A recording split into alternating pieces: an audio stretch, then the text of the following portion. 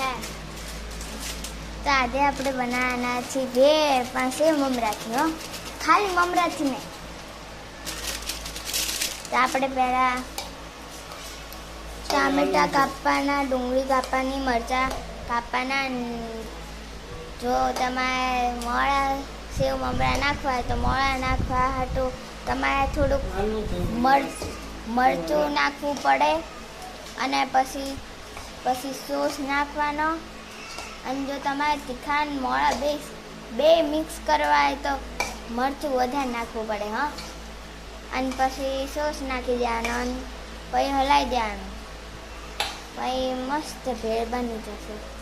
તમે એકવાર ઘરે ટ્રાય કરી જોજો. સારું લાગે તો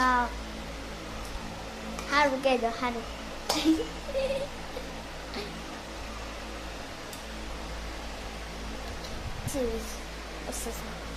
લાવો તાર હું ચાખી દઉં.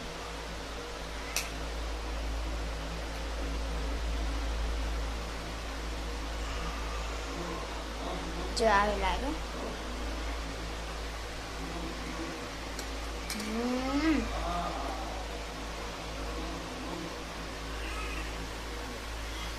મસ્ત.